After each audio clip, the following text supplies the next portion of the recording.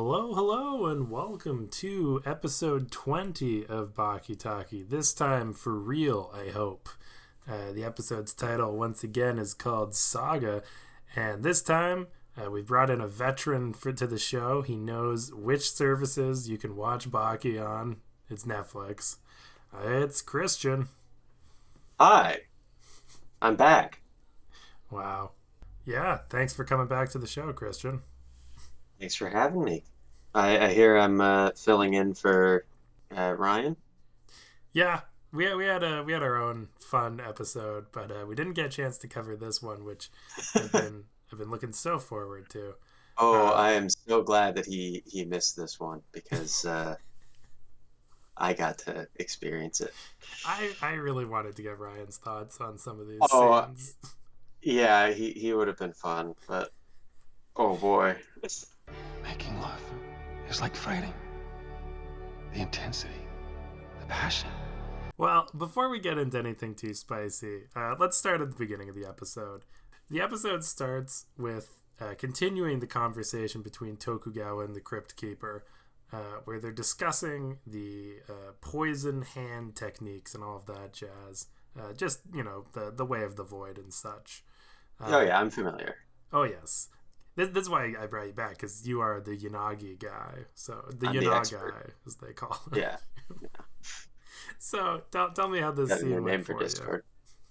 Uh, it was weird because it just opened with a guy flipping some paper, and I thought they were trying to do something really artistic because it kept cross-cutting to this guy making poison. I think it was Unagi, right, doing that? Yes. Okay, yeah, he looks different in that shot than he did before. I don't know why, but he didn't look like the same dude to me. It took a minute for me to piece that together. But yeah, it's just some guy flipping paper while Unagi is preparing poison, which like I don't know what the paper thing was all about.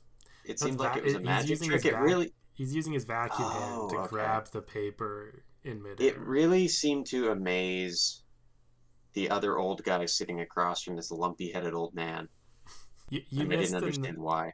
in the last episode. So Yanagi learned the way of the void from the Crypt Keeper, Hmm.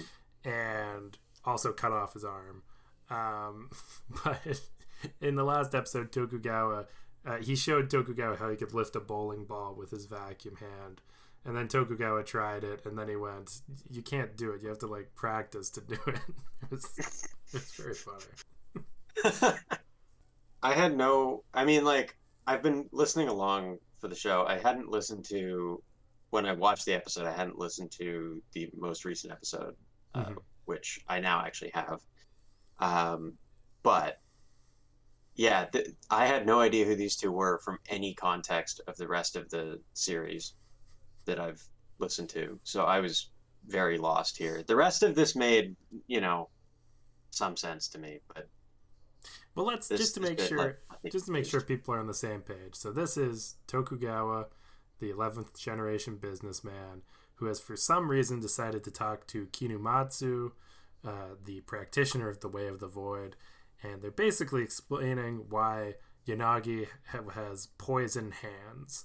Um, But Kunimatsu, I must know about this poison hand you speak of. Now you may think that it might be a straightforward process to get poison hands.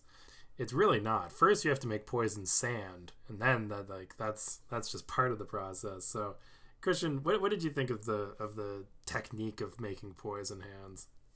Well, I really enjoyed that it was essentially even just like going back just like a second before they show how it's made. Like the exchange before he goes into it is hilarious. Like Tokugawa basically is just like, so how do you make a poison hand? And the guy just kind of sits there for a while and stares him down.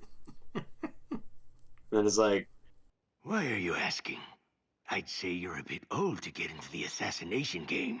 Yeah, no, it's nothing like that. I was just asking for someone else. just a weird Tokugawa exchange. would be the perfect killer. Like nobody would ever expect this this frail old man. Also, I don't think I've ever Yeah. mentioned it, but Tokugawa's like 3 feet tall. Like he is Yeah, he's tiny. tiny.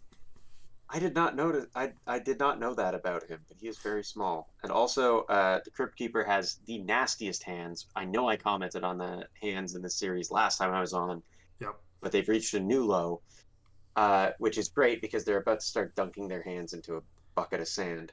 But basically, their process for making this is to mix up sand. I think it's volcanic sand with Yep. like a bunch of like herbs and aromatics, various spices, which apparently none of which is poisonous to begin with, from the sound of it, or at least the sand itself obviously isn't. Mm-hmm. And this really, it really caught Tokugawa off guard for some reason that poison can be made from things that aren't poison, which I feel like is just sort of how cooking works or how, chemistry works. But just kind of a weird, I'm weird glad you lapse. only made bagels if that's how you assume cooking works. Is Yeah, but I just mean like you can make something out of something that you can't necessarily eat, right? Like you can make a poison out of something that's not yes, poisonous. yes, It's just yeah. it's a weird comment for Tokugawa to make, I feel like. Okay, I But have to speak up. My listening of the scene was completely different. He put a bunch of spiders and stuff in the thing. Like it was a bunch of already poisonous stuff. The ingredients, poisonous insects and venomous plants, must be mixed in exacting proportions. oh, okay. I think I missed the spiders because I was jotting down a note on something. But Okay. I did see the sand. That's what confused me, was that he reacted to the sand, not the like other stuff he was putting in there. It was that the sand was like, oh, why are you using sand? Coarse volcanic sand. Something so ordinary? It won't be ordinary once the blended ingredients are mixed in and the process repeated several times. It will be poison sand. Huh? I don't like sand. It's coarse and rough and irritating, and it gets everywhere. Basically, they mix all this shit up into a big like bowl of sand or urn, I guess, and Yep. then he just kind of fists it repeatedly, like sort of knuckle down to like the elbow, just dipping his hand forcibly into this It's a poisonous proverbial sand. pounding sand. Like when somebody tells you to Yeah, go pound sand, that's what Yanagi goes and does. yeah. So then he, in between, basically poisoning his hand with this sand, like rubbing the sand on his arm, essentially. He has to like dip it into this like other concoction that will like neutralize it. So he's going back and forth between poisoning and like an anti-venom, Mm-hmm. which is odd, but I guess that vaguely makes sense within the logic of the show. It doesn't seem like that far-fetched. It's still a bit odd, but I guess people do develop immunities to poison with stuff like that. But Yeah. they then they then explain that he has to repeat this process every 7 minutes for like what was it, a week? How many Yeah. days was it? It was. I think it was a while, but also it was day and night. It was like I every know, 7 minutes during the day, 10 minutes at night, or something. yeah, it was. I think it was 7 in the day and 9 at night. But like, why were they different times? You Why gotta do you get need those. to do it? Why is the interval different at night? What changes? You take 2 minutes of sleep at night. I see. You have 7 minutes to punch sand, then 7 minutes to go ooh that really stings, and then at night you get 2 minutes to sleep. You don't even get like a lunch break during the day, though. You don't want to eat lunch. Your hands are all covered in like spider sand. Well, one of them is. The other's fine. This is the sort of Clint Eastwood gunslinger thing where he only ever does things with his left hand because his right's always on his gun. So that's basically the scene. We just learned a little bit about Yanagi because it's like I was saying in the episode when you were last on, Christian. Like Yanagi has so many gimmicks. Like he's never going to use any of those weapons he used ever again. I don't even think he uses the vacuum hand ever again. Now he's the poison hand guy. Well, that was always his name. Yeah, the poisoner. That was his thing. But I thought he was poisoner because he had the world's most deadliest gas, oxygen. Yeah. They really did just like stick him with way too many gimmicks. Yeah. I don't understand. But yeah, they activate the poison by fisting the sand, and yeah, that's how you make your hands poisonous. Apparently, it's excruciatingly painful, takes way too long, but it invariably kills people because it like poisons their bone marrow. Yeah. And you might think, Christian, having watched this episode, that this was a huge waste of time because the poison doesn't seem to come up at all. But Yeah. this will be very important for like the next 15 episodes. So keep this in mind, good. audience, that poison hand is a real technique with real consequences. Because later, yeah, he takes a beating from this guy, and there's no sign of the poison, so I was very confused. Yeah, don't worry, it's real, just not this episode. All right, that's good to know. And unfortunately, before we get to the sex scene, we do have one more scene. Sikorsky has escaped from his jail. His jail, of course, being a special building created to test elevators. This place was never meant to be a prison at all. It was built as a test tower for elevators. It's so fucking tall. Oh my god. The first thing I thought when I saw it was like, the police have a really tall building. Like, this is really bizarre looking. And then, like, a couple, like, 2 lines later, they're like, it was built to test elevators. And I was like, oh, of course. Of course. Yeah. But it's so funny because, like, on the one hand, you think, wow, Sikorsky broke out of a jail that's unbreakoutable. But then you realize, no, he broke out of a jail that was custom made for him to escape out of. Like, he already escaped the missile silo by climbing a straight wall. Why would this one be any different? Yeah, it's like if he had escaped from a normal jail this time, it would have been less surprising. Like, the guy who's looking into this was like, you idiot. Of course he did this. This is what he does. Yeah, and the guy's like, shit. he like saw a hole in the wall and he was like, I figured it out. It was obvious. The scene lasts like, it's like gotta be like 15 seconds. It's so short. Yeah. They just needed to quickly tell us that Sikorsky's out. One thing this will be the last time I do this, but I did want to bring up PMK again. When I was getting clips for PMK to use in editing, the YouTube recommended me the first one was the World Trade Center, and then the second clip was they go to an elevator testing building, which looks very similar to this one. So it seems to be a real concept. Yeah, there may have been an actual like sort of cross. I don't know, like maybe he was inspired by Popular Mechanics for Kids. Like, this series, Popular Mechanics for Kids was like, what, late 90s? They would have overlapped for sure. There would have been some overlap. It's possible there was some like cross-pollination there. Well, it's like how in The Boys, like the main character was written to be played by what's his name from Shaun of the Dead? Wow, this guy. Is yeah. yeah. Why bad that I can't remember his name. Sean. Simon Pegg. That's it. Simon Pegg. Right. Okay. He was supposed to play Carl Urban's character? No. Huey, like the other main character. Oh, I see. But the thing is, as time went on, he got too old, and he actually did end up playing his dad in the show as sort of an homage. But maybe Baki was supposed to be played by Jay Baruchel. Interesting. Yeah. And yeah, that would track. He would just need to put on some muscle mass, but I think he could have done it for the role. Did you see how he looked in like How to Train Your Dragon 3? He was pretty buff. Yeah, that's true. And this is an anime. Yeah. But yeah, they what was I gonna say? Jay Baruchel. Yeah, that is a weird. I also just found that out from listening to the previous episode. I didn't know that he was in that. Crazy. All right. Now it's time for what we've all been waiting for. Baki and Kozue finally have sex. Oh boy, do they! So much. It's intense. The art style's a lot. Let's just go through it. I wanted to start with one shot, and then maybe we can bounce back and forth with our observations. Favorite shots? The nervous system shot. Oh my god.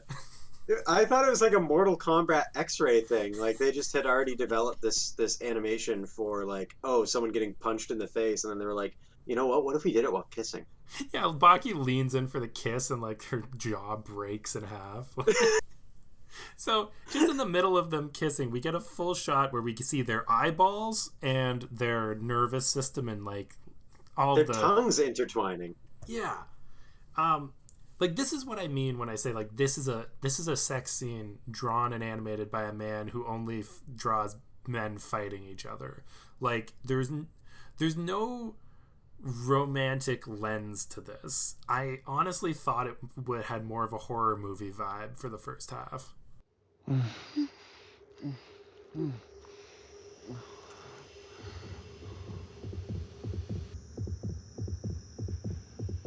can't believe it. This is it. It's finally happening. Is she crying? Yeah, there's a pretty prolonged shot of Baki on top of Kozue, and like the only thing really that's moving is like Baki's back a little bit, which it's just they're just covering her up because they don't know how to animate her. Did you see when it was only his finger moving? Oh, I don't think I did. I need to rewatch this. I don't want to describe Research. it, but Yeah, I mean, I get what's going on with the statement. So, yeah. There was a lot of Baki's back. Beautiful back. Very big back. Lots of scars. Lots of scars. I just want to put this out there that in between the shot of the, like, basically after the X-ray kissing, there's this, like, him so long licking her neck. Like, this holds for way too fucking long as he's sort of monologuing about, like, oh, this is happening. But it cuts to this shot of the outside of the shack that they're in. And the subtitles told me that the graffiti on the place is calling Baki a pea brain and a penis bastard. Well, and you can tell it's to Baki because it starts with death to Baki. Yeah. Death to Baki, pea brain, and penis bastard. Yep, he's living up to it. What's the context for that? Like, this is, from what I can tell, having watched one episode of the original Baki, this is, well, and having one described to me, this is Baki's house he used to live in by himself, and I think he was just sort of a neighborhood menace. You know, the local gangs didn't like him too much because he was such a tough kid. So I guess they graffitied his house and called him a penis bastard. Quote, end quote. There has to be, like, it must translate better. Like, there has to be a Japanese insult that is meant to read as that penis bastard is not a direct translation of. I don't know. I think it's a good insult. I'm adding that to my vocabulary. Yeah, it's going in the bank. Yeah. So much like last week where we talked about how doctors and doctors and martial artists are two sides of the same coin, we find out that fighting and lovemaking are two sides of the same coin. Do you think that is like an acute metaphor, or that Baki can only see the world through fighting people? I mean, I think it's probably more the latter, because he himself says that he has only felt this way in a fight before, which to me reads as he gets aroused while fighting. But just like in any fight, I have to stay focused. I have to block out these emotions and stay focused. But I don't know. I feel like, I mean, from a narrative perspective, it's probably trying to draw the line that there's, like, you know, I mean, they bring it up, like giving pleasure to someone versus, you know, inflicting pain. Dealing damage in a fight, giving pleasure during sex. They're two sides of the same coin. I mean, the two things don't have to be isolated if you're into that sort of stuff. Yeah. But they basically just like, yeah, Baki has never given anyone pleasure. He has only inflicted pain. He's wasted the first 17 years of his life. now, I mean, he yeah, can bring pleasure to people. Oh, yeah. Now he knows how. It's such a weird episode to even just talk about. Yeah. I also just can't get across enough. Like, it is not a pleasant scene for the first, I'd say, 70% of it. Like, until they start entering the 2001 coffin type of shot. It's like the music is dark. The thoughts are like scared. Like, Kozue and Baki both look like they're either fighting or screaming in all shots. Yeah, there's a line. Baki had a line about, just like in any fight, I have to stay focused. I have to block out these emotions. Which, what? Just like in any fight. Like Yeah, man, he sees this as combat. Oh my god. Yeah, and well, and do you think? Yeah, I'm honestly a bit tongue tied. I honestly think that you're being very generous saying that it's only 70% of this that was kind of nasty to look at and hear. It is nice at the end when all of the desire has washed away and all that's left is the love between the two and 900 balled up tissues on the ground. Yeah. I could not believe. I don't know. Also, this sex scene, there's a bit of a time gap, but we have to presume it took like, I don't know, 5 days. Their bodies joined as one, again and again, over and over. Finally, they lost count. How many times had it been? Or how many nights? It seemed like a long time. Yeah, no, they were definitely at this for days. They also, like, it's very it's very like Baki is just doing everything with his mouth. Yeah. And then Kozue doesn't seem to be doing much of anything. She is passive not only as a character in this series, but also as a lover. Baki's dad did tell her that she just has to take it. So maybe she's channeling advice from Yujiro. I mean, I remember I caught in the last episode that apparently she wants to do this with Baki because he wants to become a better fighter, and that means he has to have sex to do that. Mm-hmm, mm-hmm. Which doesn't make a lot of sense. But it's completely true. I guess. It seems to be in the canon of the show. I mean, it works for him. Exactly. That's what I mean. My favorite Baki... So I love the Baki fandom. I love 70% of the Baki fandom. Sometimes it can get a little too much. But I've seen a lot careful. You're going to alienate some fans. Oh, no. But I found this amazing video, and it was one of those, very like content farm type of things. And they had taken every character in Baki, put them on a sliding scale, and so just you watch it for 5 minutes and it goes through and tells you like every character in the show ranked by power. Okay. And I realized that Baki was on there multiple times. So you have 13-year-old Baki, and then a few spots up on the list you have 16-year-old Baki, and then you keep moving and you've got Baki after the maximum tournament. And my favorite was Baki after he's had sex. Was like a distinct power bump in the ranking. Like he went up like 30 spots. So I was able to find the video just to see where it was. So Baki was ranked 47th overall, so there's a lot of strong fighters to come. He was described as Baki post-sexual experience, and he was right above Jack Hanma and right below prime Muhammad Ali. So big sex buff right there. I mean, he literally goes like Super Saiyan. Yeah, his hair. His hair stands up. His eyes give this like red reflection to them. He literally is like sex lusted. Like he's like bloodlusted after having sex. It's weird. Oh man. So Baki and Kozue, they have sex. They've become one multiple times. Yeah, they repeatedly say that, and they just kind of don't leave their little love nest for a while. However, the minute they leave, Yanagi is there, ready to fight Baki. Now, I wanted to bring up something that I'm going to confirm, but I was reading that in the comics that are coming out now, or in the manga that's coming out now, they're doing some backstory on Kozue's dad, who was a pit fighter who died in the underground arena. And apparently, her dad was killed by Ryuko Yanagi. So, fun little tidbit there. I don't know if she knows that, but if she does, she doesn't seem to react at all. So, no. I'm guessing she doesn't know.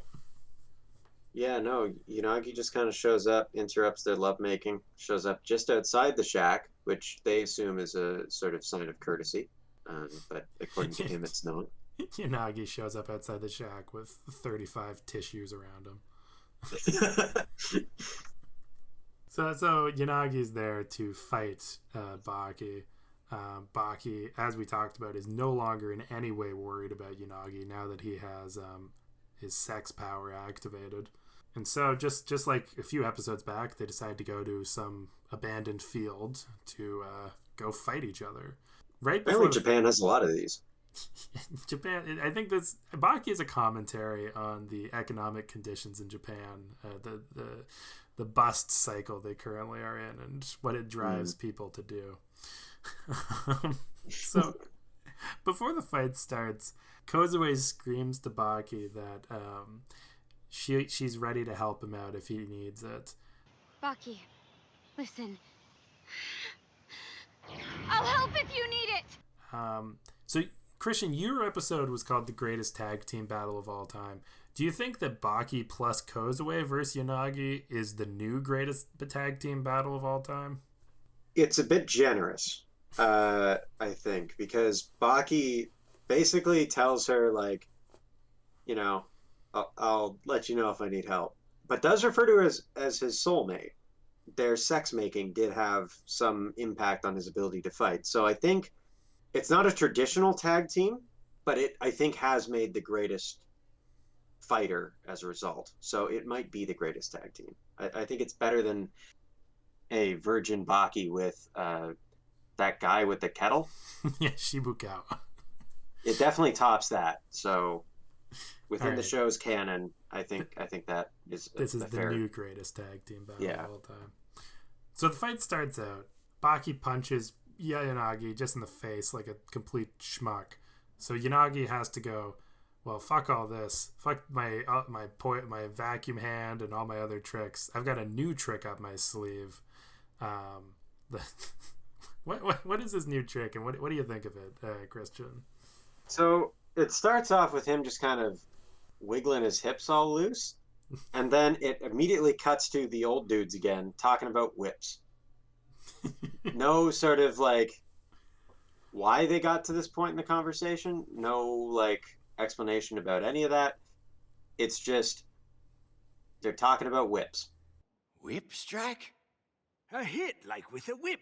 Like what you use on a stubborn ox to get it moving when it doesn't want to? That's right. The weapon, not what he's about to do. So it's very odd, very jarring. But eventually they get to the point where they're saying that, oh, if you like make your body like limber enough, like if you get fluid enough, you can swing your arm in such a way that it will basically act like a bullwhip. Like it will have the impact force of a striking whip. Mm-hmm. But it is effectively a slap. And that means that it hurts the same no matter where it hits on your body because you're slapping skin. Skin covers everything. Which I don't think that makes sense. What on you is not covered with skin, Christian?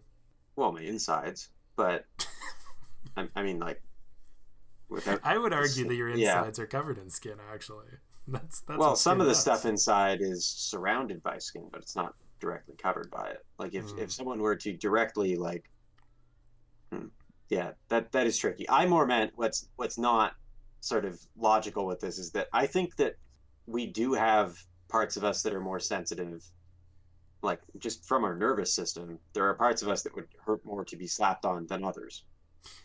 I agree. I don't think our skin is just like Yeah, everything's the same. So I agree. However, I would not want to get I wouldn't want to be slapped by Yanagi anywhere. Because Yeah, he takes the fucking skin off. yeah. Just slaps your skin away, takes a big chunk of flesh out.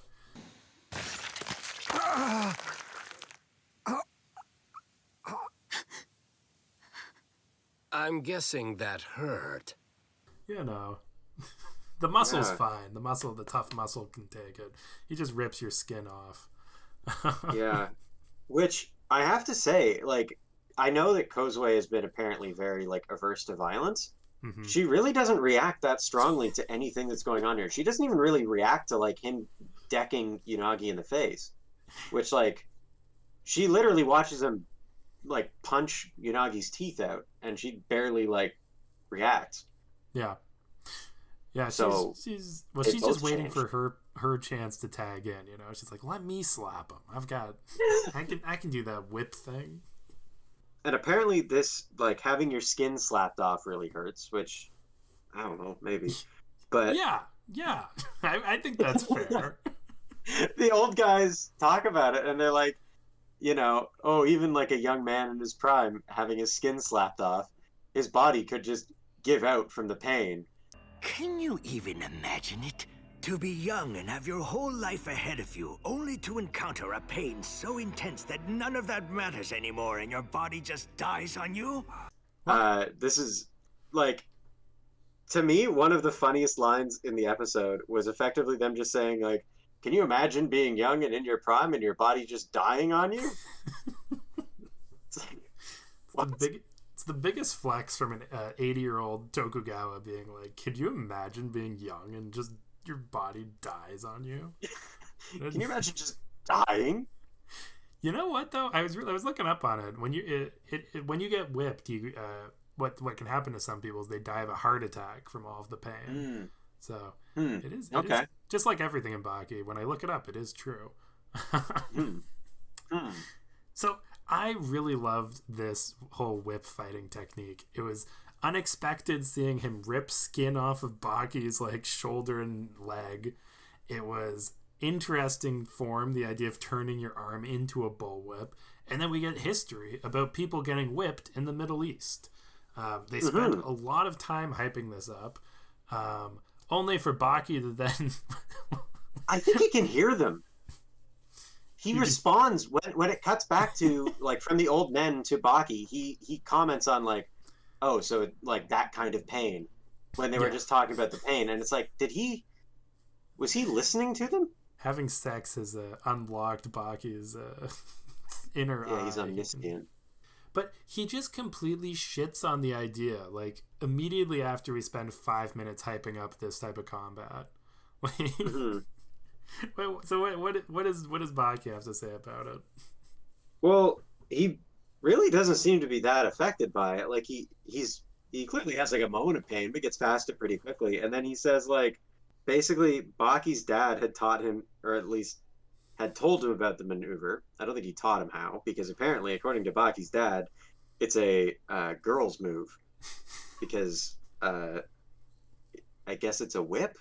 It's a slap. Slapping people. It's a slap, right. Yeah. Slapping is for girls. And even if you can do it so hard it rips skin off, still a girl's move. So you can do the whip strike? Then why didn't you use it just now? Here's what else my dad had to say about that. He said only little girls slap. And that it's something a grown man should never be caught doing. I mean, I know Baki's dad is consistently a bad dude, but like, what a hot take from him. Baki's dad is very masculine. In fact, in the newer comics, he considers no one else masculine, as he is so masculine that even men seem feminine to him. Yeah, we're not going to go into where that leads him down, but oh God. Yeah. So him thinking slaps for girls is not really that out of character for him, honestly, or for the show. Yeah. Okay. Well, yeah, but Baki basically says, like, yeah, my dad thought it was like a girly move, and then says like, "Oh yeah, no, I practiced it anyway." And he does the like weird hip shaking thing, and then just whips the fuck out of Unagi, like better than he was doing it. Oh yeah. So I guess I might as well try it. I mean, what the hell, right? You go like all imagining your body is a liquid. Oh, and then.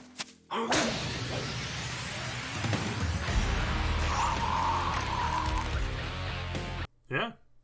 Yeah, he ain't got shit on Baki now. Maybe Yanagi should go have fairly... sex. Yeah. He probably couldn't, though. He'd probably poison them. That's true. You'd have to keep one hand pretty far away, just for safety. But yeah, like, Baki has clearly not, like this was like, oh, I practiced it. Like, I learned how to do it. But, like, it's not something he does regularly. You have to assume that Yanagi, like, yeah, this is like a go-to thing for him. I bet Baki hasn't done this in years. Yeah. So Baki has probably my favorite line of the episode, continuing just completely tearing apart the idea of ever slapping somebody after hyping it up for 5 minutes. Baki puts Yanagi into an arm hold and basically goes to break his arm in half and says, "Hey, look, your arm actually is made of bones." You know, it's funny. You try all you want, and yet, no matter how loose and liquid you might imagine yourself, the fact is the human body is still solid with real bones and real joints. Yeah, no, that was fun. That was basically just like, yeah, this technique is dog shit. I know that we just talked about it like it was, impressive. Absolutely lethal. Like no one can survive this. Nah, you can't make your arm a whip. Doesn't work. You got bones. Yeah. Got a skeleton in there. But like he also one thing that was weird with Baki slapping Unagi was that I noticed at one point he like slapped him from the front but like hit his back. He's got them big fingers, Oh yeah, right. The right. reach around. Gotta keep the nasty fingers in mind. No, yeah, I agree. The slap marks were very interestingly placed. Mm-hmm. Especially the one on his face. I got tired of looking at those slap marks. Like, I don't want to... I don't know. It reminds me of Hanayama's 3 mouths. Like, we don't need just raw, exposed flesh too much in an episode. Yeah, there's a lot of that in this one. But yeah, then this... so he's going to break his arm, but then he's interrupted at the last second by some big blonde guy who I don't know who it is. It's Sikorsky. It's the guy who broke out of the elevator training facility. Oh shit! Okay, I see his. I haven't actually seen him in person. Like the shot of him scaling the wall was not in full color. Yeah, and he looks much uglier now because they took away his trench coat, and he looks like he's going to the gym. Yeah, he looks just like he's just a guy in like a gym t-shirt sort of thing and shorts. He's got like my type of beard. Like, yeah, does not look good. He just looks a little unkept. Yeah, I guess it makes sense they wouldn't give him a razor blade in that elevator jail. So now the question is, Sikorsky comes in. Is Sikorsky and Yanagi versus Baki and Kozue the greatest tag team battle of all time? Well, I think it's now. I guess it's now a 2v2. I was picturing this, given Baki and Kozue's track record in this fight, more of a 2v1. But technically, I suppose they are setting it for next episode to be a 2v2. Baki sex lusted. I think he's got a good chance here. I think that we are about to see the greatest tag team battle of all time, because this time it will at least be even. Whenever you say sex lusted, I feel like I'm reading like who would win.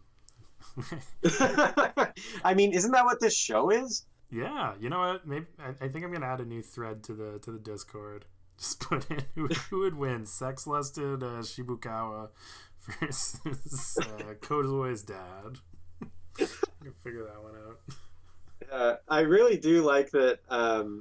They have a moment like Sikorsky and Yanagi where Yanagi says like, the boy seems to have grown up all of a sudden. So they like canonize it in the show that yeah, having sex makes you better at fighting. Oh yeah, this is not subtext. Like, we're not like reading between the lines here. Like, this is just yeah, virginity clear. holds you back. Yeah, celibacy is for wimps. Do it until you can't do it anymore, then do it some more. Baki. Yeah. All right. That's more or less the episode. That's where we're left off with. So Christian, the first time you were on the show, I asked you, do you think Baki's a good show? And you gave the only one-word answer that we've ever received, which was no. Now that you've seen 2 episodes of Baki, is it still just a straight no? I would still, like, if I had to say if I think it's a good show, it would still be no. But I will give the caveat that I think having more context, for some reason, I don't know why context would help, it has at least made it a little easier to parse what's going on. That said, it's still complete nonsense. And I don't think it makes a lot of sense. I think there's a lot of plot holes. I think there's a lot of like weird ideas around like I don't know, women in this show. not great for sort of representation or anything like that. Not exactly a super modern show. No. Which is weird that it's being, it's new technically. But yeah, just overall, honestly, I think that it's a bad show, but it's at least so dumb that it's kind of entertaining. Like it's not even in the same way that like something like Birdemic or The Room are, where it's just sort of like, what the fuck? Who thought this was a good idea, sort of thing. It's more of like, who made this, and well, you know what I think where are they coming from? You know what the biggest difference between Birdemic, The Room, and Baki is? It's execution. Like, you can tell when you're watching The Room and Birdemic that like they're not really reaching the vision that the authors set out to do. But like in Baki, like he's clearly executing the work that he wants to make. Like, this is the story that they wanted, and it's drawn beautifully, most of the time beautifully, but it's like this is the work by, I would say, unlike The Room or Birdemic, like a talented creator, especially in the fundamentals of like the shot composition and character design and that type of stuff. And it's like it's competent, mm-hmm. but at the same time, it's not well put together.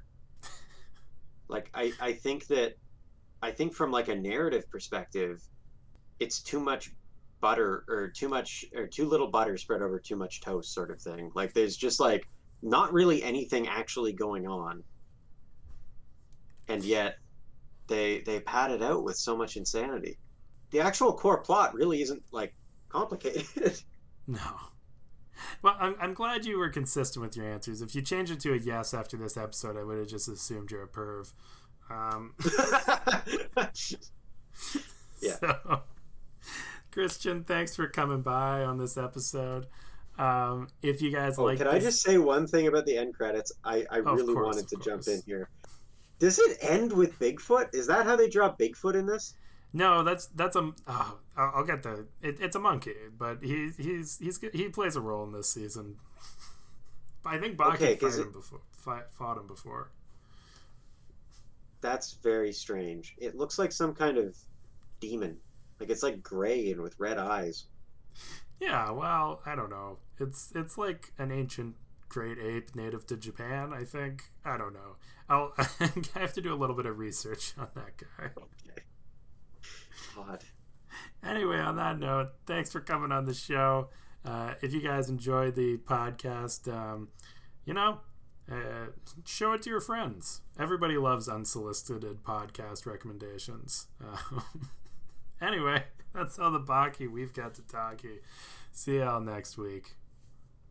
Goodbye.